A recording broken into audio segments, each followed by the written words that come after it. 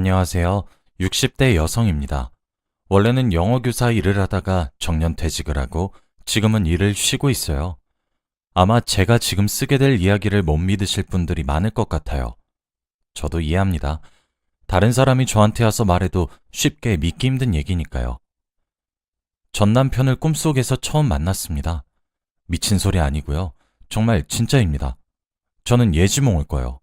매일같이 꾸는 것도 아니고 일정한 주기가 있는 것도 아니고 몇 년에 한 번 꿀 때도 있고 일주일에 두 번 꾼 적도 있습니다. 그냥 제 주변에서 언젠가 일어날 일을 무작위로 꿔요. 그게 언젠지는 저도 모르고요. 영화나 드라마에 나오는 것처럼 전지전능하고 예언을 하니마니 이런 수준도 못 돼요.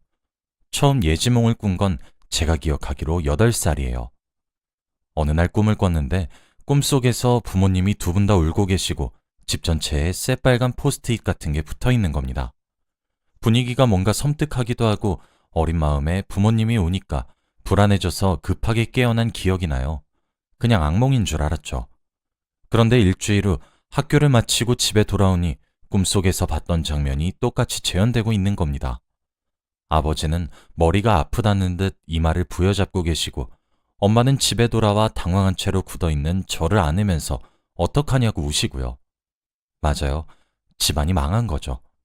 그 전까지만 해도 저희 집은 꽤 잘 사는 편이었어요. 아버지가 하시는 사업이 승승장구하는 중이었고 외할아버지께서도 시골이긴 하지만 지역 유지셔서 나름 명망 있는 집안에 부족함 없이 자랐었어요. 상심해서 어떻게 하면 좋을지 고민하고 계시는 부모님께 차마 이걸 꿈에서 봤다고 말할 수가 없었어요. 8살이었지만 제가 감히 끼어들 분위기가 아니란 걸 알 수 있었거든요. 외할아버지께 도움을 청하자고 어머니가 말했지만 아버지는 자존심 때문이었는지 극구 반대하셨다고 해요. 결국 저희 집은 좁디 좁은 단칸방으로 이사가게 되었습니다. 온수는커녕 겨울에는 아예 수도관이 얼어 물이 안 나오기도 하는 그런 집이요. 화목했던 저희 집은 이제 온데간데 없었어요. 부모님은 매일같이 싸우시고 아버지는 일자리를 구할 생각도 없이 술이나 마시면서 집에 눌러앉게 됐죠. 생활력이 없던 어머니가 결국 가장이 되었어요. 태어나서 나한테 처음 부려지면서 설거지를 하시고 부업으로 삭바느질도 하시고 정말 힘들게 살았죠. 그런데 또 꿈을 꾸게 되었어요. 이번엔 저랑 엄마, 외할아버지, 외할머니가 분위기 좋은 고급 레스토랑에 앉아 식사를 하고 있는 거예요. 눈앞에 테이블에는 온갖 진수성찬이 차려져 있고요. 외할아버지께서 말씀하시는 걸 끝으로 꿈에서 깨어났어요. 우리 네 가족 이제 행복할 일만 남은 거다. 그동안 고생 많았다. 다 잊고 새로 시작하자꾸나. 우리 네 가족? 뭔가 이상했어요. 그 자리에 아버지가 안 계셨거든요. 하지만 그때까지도 저는 예지몽일 거라고는 생각하지 않았어요. 단지 꿈속 진수성찬을 전부 하나씩 맛보지 못한 아쉬움만 남았을 뿐이었죠. 그렇게 3개월이 흘렀습니다. 지금도 똑똑히 기억나요. 그날 있었던 일이요. 학교에 다녀왔다가 낮잠 자고 밤늦게 잠에서 깼는데 아버지가 잠에서 깬 저를 보고는 이불을 덮어주며 더 자라고 하는 거예요. 아버진 잠시 나갈 곳이 있다며 잠 깨어서 미안하다고 하고 사라졌죠. 그리고 저는 금방 다시 잠든 것 같아요. 그리고 다시 눈을 뜬 건 새벽까지 식당에서 일하고 아침에 돌아온 엄마가 절 깨운 후였어요. 엄마가 울면서 아빠 어디 갔냐고 찾더라고요. 심상치 않은 분위기에 저는 아빠 어제 볼 일 있다고 해서 밤에 나갔어 하고 대답했죠. 그랬더니 엄마가 더 크게 소리내서 엉엉 우시는 거예요. 주위를 둘러보니 옷장에 옷가지가 마구잡이로 파헤쳐져 있고 엄마가 결혼할 때 들고 온 황금돼지는 사라져 있었고 원앙 조각은 깨져 있었어요. 아버지가 엄마를 떠났다는 걸 금세 알 수 있었죠. 알고 보니 아버지는 사업 실패로 술만 마시며 일은 하지 않으면서도 엄마가 일하러 가시고 제가 학교에 가면 매일같이 다방을 왔다 갔다 했다고 해요. 동네 어른들이 나중에서야 자기들도 알았다며 알려주시더라고요. 그러다가 다방 종업원이랑 눈이 맞아 야반도주한 거죠. 그 와중에도 엄마가 외가에서 가져온 예물 등 최대한 돈이 될 것들을 챙겨서요. 저흰 더 이상 그 동네에서 살 수가 없었어요. 아버지는 야반도주하고 살림 미천이랄 것도 없고 동네 사람들이 그 집이 저 집이라며 수군댔죠. 얼마 안 있어 엄마는 저를 데리고 외갓집이 있는 시골로 내려가셨습니다. 외할아버지와 외할머니께서는 그런 엄마와 저를 안쓰러워하면서도 차라리 이걸로 됐다고 좋아하셨어요. 알고 보니까 엄마와 아버지가 결혼할 때 외할머니와 외할아버지는 반대했다고 하셨어요. 그 당시엔 아버지가 가진 재산이 쥐뿔도 없었고 그렇다고 한 가정을 끝까지 책임질 만한 성격도 영 아닌 것 같다면서요. 이제 와서 따지고 보면 외할머니와 외할아버지의 판단이 옳았던 거죠. 엄마가 시골 외할아버지 댁으로 내려와서는 한동안 우울해 계셨어요. 아무래도 본인 사랑이 실패했다는 좌절, 그래서 친정의 도움을 받아야 하는 신세에 대한 수치심, 이런 거였겠죠. 그런 엄마를 달래기 위해 데려간 곳이 전에 꿈에서 봤던 그 레스토랑이었어요. 외할아버지가 일부러 멀리까지 데리고 가주셨죠. 엄마에게 너무 창피할 것 없다고. 오히려 외할머니랑 자기는 이렇게 매일 딸내미랑 손녀 얼굴 보는 게 좋다고 하셨습니다. 그러고는 꿈에서 했던 말과 똑같이 우리 네 가족 이제 행복할 일만 남은 거다. 그동안 고생 많았다. 다 잊고 새로 시작하자꾸나. 하고 말씀하셨죠. 그때쯤 뭔가 이상한 걸 느꼈습니다.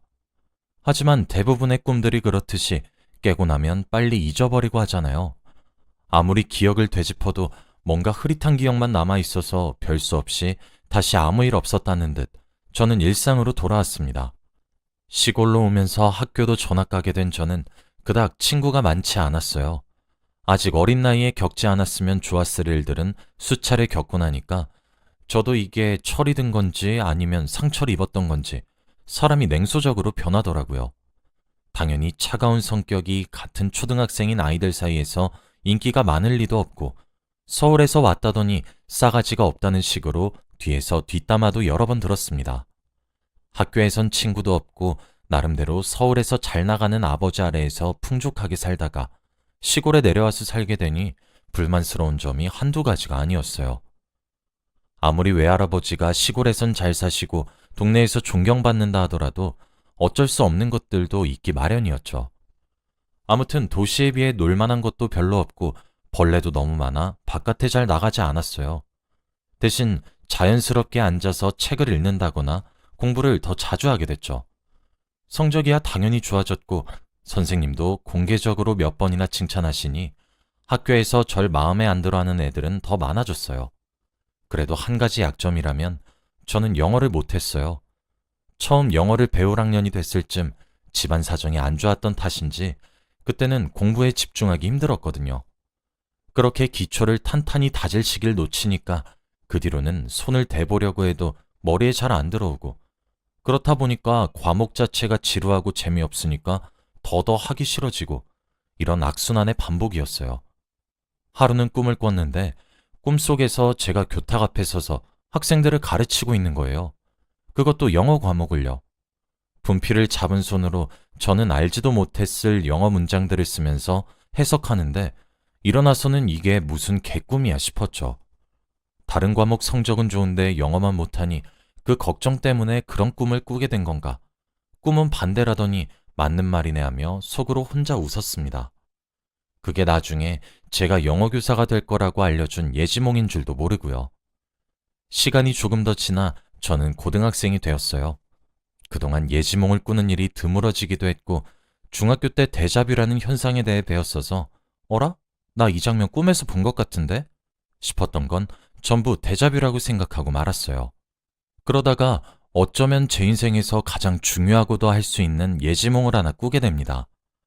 꿈속에서 저는 횡단보도 앞에 서 있었어요. 신호등을 기다리는 것 같았죠.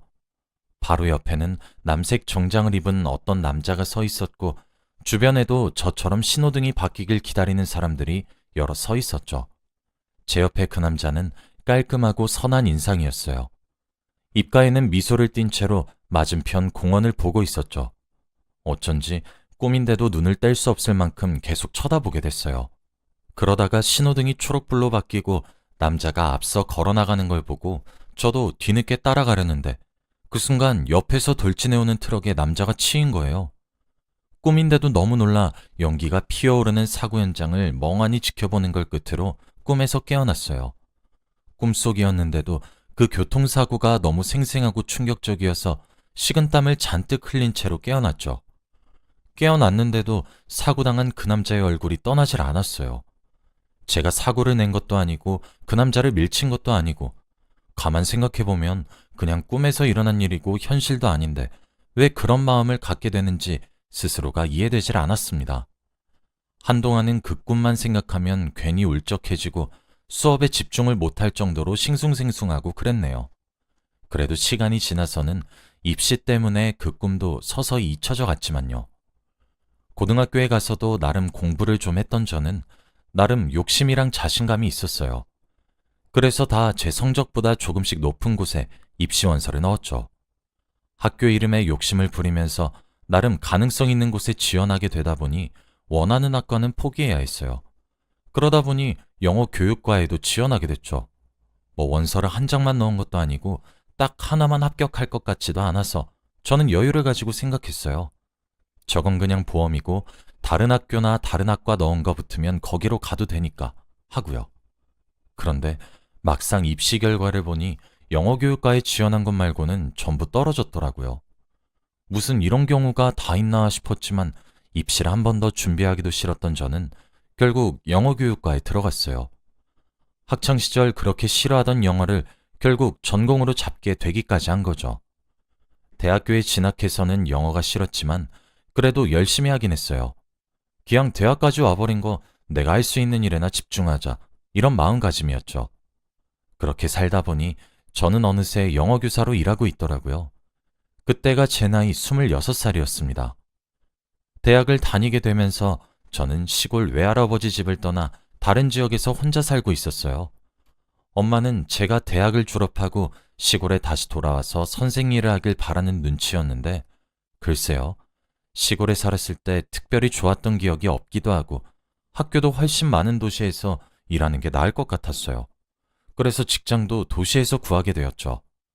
하루는 걸어서 학교까지 출근하는 길이었어요. 그동안은 아침 일찍 일어나서 출근 준비하는 것만으로도 벅차서 그냥 버스를 타고 출근했거든요. 그런데 그날따라 일찍 일어나기도 했고 요즘 너무 운동을 못했다 싶어 좀 걷기도 할 겸 새로운 길로 걸어가서 학교까지 가고 있었죠. 그러다가 학교 근처 횡단보도에서 신호를 기다리고 있었는데 제 옆에 어떤 남자가 다가와 서는 거예요. 아무 생각 없이 얼굴을 보다가 정말 소리를 지를 뻔했습니다. 그 남자였어요. 제가 고등학생 때 꾼 꿈속에서 교통사고를 당해 죽은 그 남자요.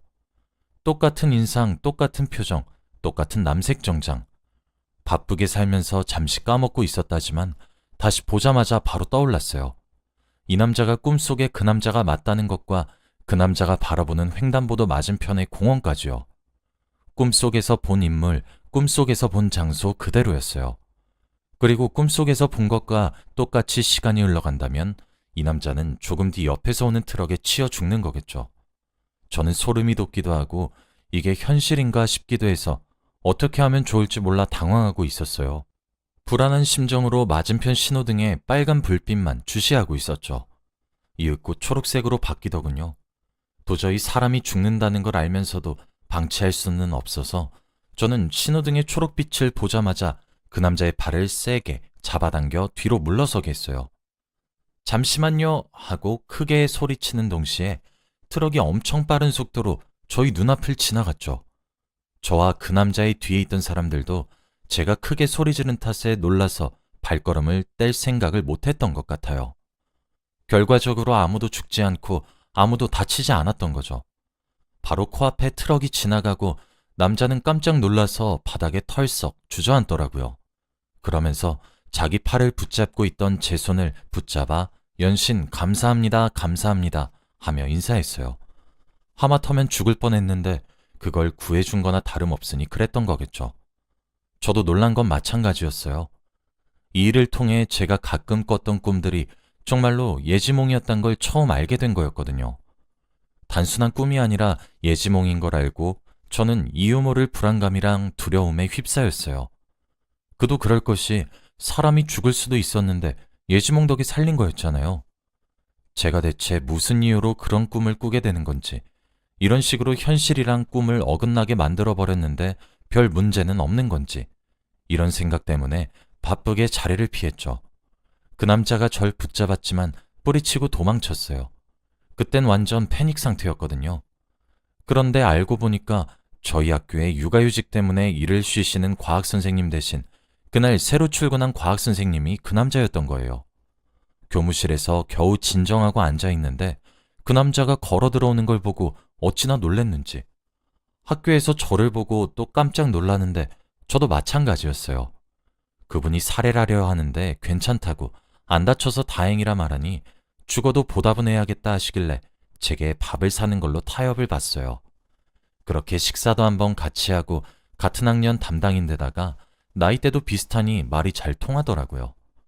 학교에 제 나이 또래의 젊은 선생님들이 많이 없어 친구처럼 의지하고 친하게 지내게 됐어요. 술이라도 같이 마시는 날엔 지겹지도 않은지 제가 자기 생명을 구했다며 평생 고마워할 거라고 그때 일을 두고 말하곤 했죠. 그러면 예지몽에 대해 입이 근질근질하긴 했지만 미친 사람 취급을 받을 것 같아 그냥 조용히 이야기만 듣고 넘어갔습니다. 그러다가 얼마 안 있어 제가 웨딩드레스를 입고 결혼하는 꿈을 꾸게 되었어요. 어렸을 적 도망가서 생사도 모르는 아버지 대신 외할아버지 손을 잡고 입장하고 있었죠. 꿈인데도 결혼식장 조명이 너무 눈부셔서 처음엔 그 길 끝에 누가 있는지 얼굴을 알아보기 힘들었어요. 눈을 잔뜩 찡그리면서 계속 지켜보는데 글쎄 그 과학 선생님인 거 있죠? 또 깜짝 놀라서 꿈에서 깼어요. 하필이면 그때 그 선생님과 저 둘 다 서로에게 호감을 가지고 있던 상태라 뭔가 부끄러웠죠.